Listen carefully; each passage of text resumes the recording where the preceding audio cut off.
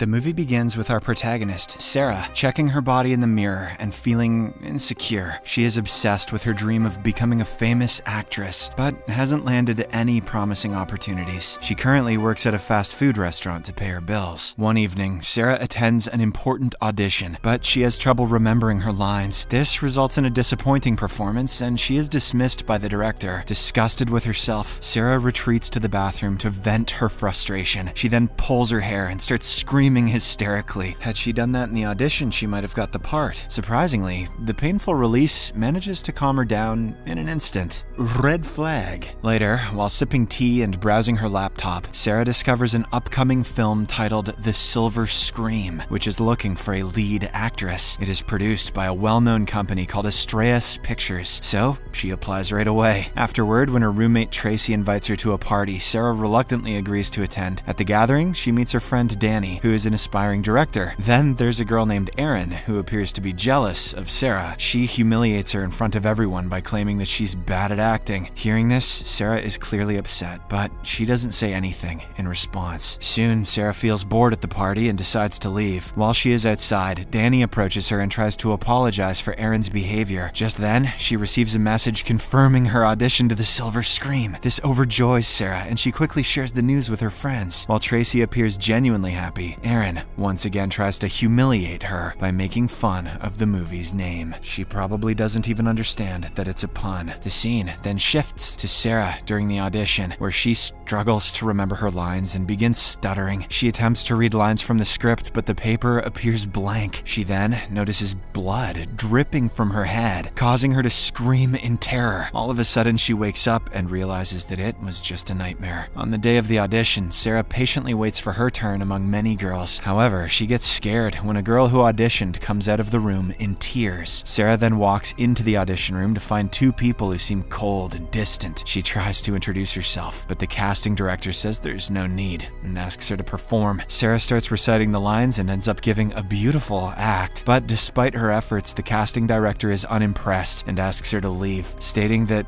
they will contact her if necessary. Furious, Sarah storms out of there and heads straight to the bathroom. She then expresses her rage by hitting everything in sight and ripping out lots of her hair. After calming down, she exits and runs into the casting director's assistant, who is staring creepily at her. The woman seems to enjoy Sarah's outburst and invites her for another round of auditions. Back in the audition room, the assistant questions why she was pulling her hair, to which Sarah responds that it's something she does when she's upset. She is then asked to do it again, but Sarah is hesitant because it's a very vulnerable moment for her. However, she also doesn't want to miss this opportunity, so she eventually complies and throws herself to the floor. Sarah then screams uncontrollably and rips at her hair as if no one is watching. Unfortunately, this does not change the casting director's opinion. He once again asks her to leave, saying that they will contact her if necessary. The following day, Sarah is at work when she receives a call from Starry Eyes Pictures. She ignores her boss's orders and steps aside to answer the phone. Surprisingly, Sarah is informed that she's been selected for another round. This sends her over the moon, but when she gets back to her work, her boss is furious. He reprimands her for using her phone during work hours and not caring about her job, as if actors aren't the only people who work here. However, Sarah unexpectedly announces that she's quitting and walks out, leaving her boss stunned. "I'm going back to poverty, so fuck you."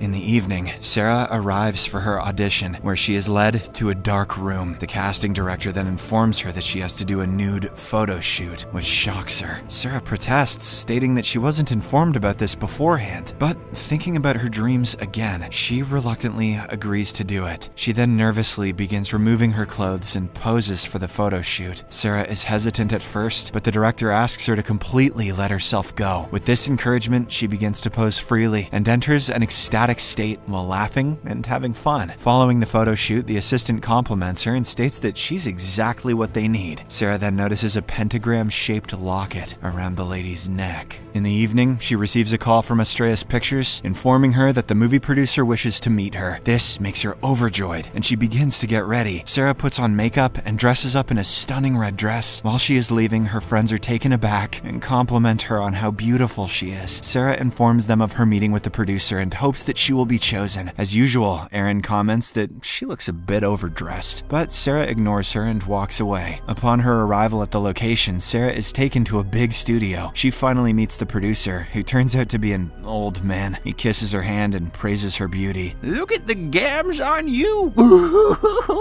He then explains that countless girls have auditioned for their movies, but only a few have made it to this room. The old man expresses that Silver Scream is a special project for him, one in which he hopes to expose the ugly side of humanity. Following this, the old man offers her the lead role in the film, which Sarah finds unbelievable, and she probably should. She expresses gratitude and promises not to let him down. However, she is taken aback when he starts inappropriately touching her body. The producer asks her to make this sacrifice for her dreams, but Sarah is disgusted and flees the scene. When she gets home, she goes straight into her room and starts crying. Tracy then comes to check on her and inquires about what happened. Sarah reveals everything to her friend, who assures her that she did the right thing and that everything will be fine. However, deep down, Sarah wonders what could have happened if she had agreed to the producer's demand. The next day, she returns to her former job and pleads with her boss to rehire her. At first, he shows her attitude and lectures on her actions, but he eventually agrees to hire her on the condition that she doesn't repeat the same mistake again. Sarah then resumes working, but she is too miserable throughout the day. After work, she hangs out with her friends and drinks some beers. Danny approaches her, saying he heard about her meeting with the producer from Tracy. He tells her not to feel depressed and assures her that they can achieve their dreams together. Danny then offers her the lead role in the film he's directing, and Sarah accepts without hesitation. She asks him for champagne to celebrate the moment, but Danny says that he doesn't have any. Instead, he gives her LSD and claims that this will be the best night of her life. Nothing helps process meeting Weinstein like tripping balls on acid. Following this, the group has a pool party and starts enjoying themselves. All of a sudden, Sarah notices Erin kissing Danny, which makes her very upset. She then begins to recall the producer's words, wondering if she made the right choice. When Sarah can't take it any longer, she rushes to her room and calls Astraeus' office, claiming that she made a mistake and is willing to do anything for the role. Fortunately, the receptionist gives her a chance and asks her to arrive at the producer's house in an hour. Despite being high from the drugs, Sarah gets ready and goes to meet the producer. Upon arriving, she apologizes to the old man about her behavior last time. She explains that nothing in the world matters to her more than her dreams. To prove herself, she gets down on her knees and begins to pleasure him. As the producer grabs her head, we see that he has the same pentagram mark on his hand. He then announces that she is abandoning her previous life for a completely new one. Moments later, two people dressed entirely in black arrive and observe the situation. It is revealed that they are all members of a cult, and the producer appears to be their leader. The next morning, Sarah wakes up in her bed, feeling terrible with a deep pain in her stomach. Despite this, she decides to go to work. Her boss notices her poor state and asks her to go home, but Sarah becomes angry and slaps him for no reason, resulting in her being fired once again. She then tries calling Astraeus Pictures, but no one responds. Sarah even visits the producer's home, only to find it completely abandoned. The following day, we see her vomiting in the bathroom while bleeding profusely. Tracy becomes worried and asks what happened, as she has been in the bathroom for hours. Sarah eventually comes out, but she appears to be in a really bad mood. She calls Tracy and her friends losers who can't accomplish anything in life. Hearing this, Tracy also gets mad and reminds Sarah how she has been supporting her while she's been chasing her dreams. She points out that Sarah hasn't paid her rent in 2 months and has now even left her job. Following this, Sarah storms into her room and discovers an envelope containing cash from Astraeus Pictures. She throws the money into Tracy's face and returns to her room to rest, but her health deteriorates rapidly and she begins to experience hallucinations of herself being a superstar. In the evening, Sarah's sickness worsens, and when she goes to the bathroom, she notices her hair falling out. Her eyes change color and begin bleeding uncontrollably. To make matters worse, she starts vomiting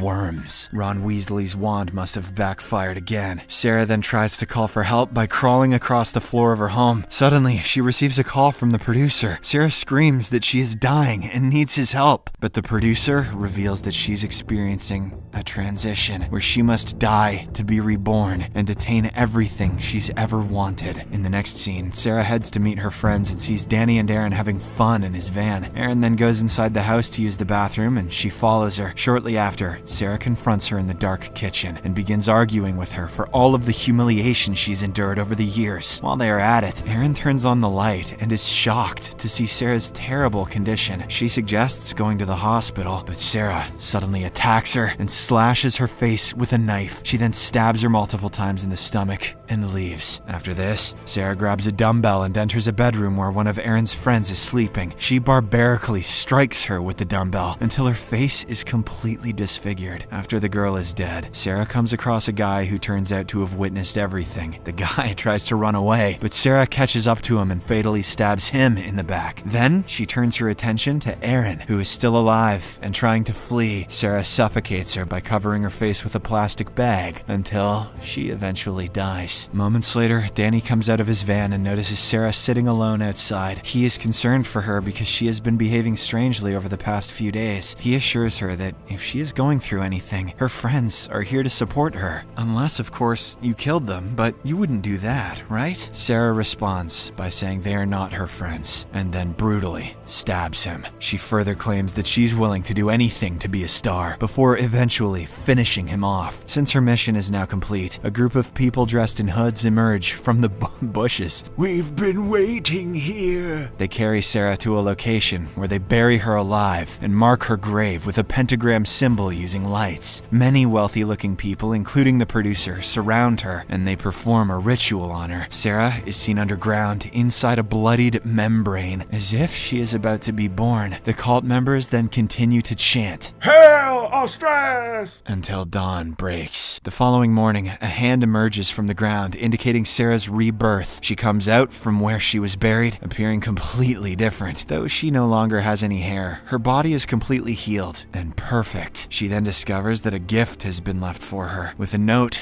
saying, "Happy birthday." Afterward, Sarah heads to her room and lights candles all around before getting into bed. Moments later, Tracy arrives and tries to apologize to her about their earlier fight. When she receives no response, she pulls back the sheets and sees Sarah completely naked, bald, and with different eye colors. Terrified, she tries to leave, but Sarah asks her friend to lie down with her one last time. Tracy obliges and lies in bed, after which Sarah begins to kiss her aggressively. Moments later, she suffocates Tracy and ends up killing her as well. In the final scene, Sarah opens the gift box sent by Astraeus and finds a beautiful black dress along with a wig. There is also a pentagram necklace, which is their cult's symbol. She puts them on and looks in the mirror, proud of the woman she has become. But is she an actress, though?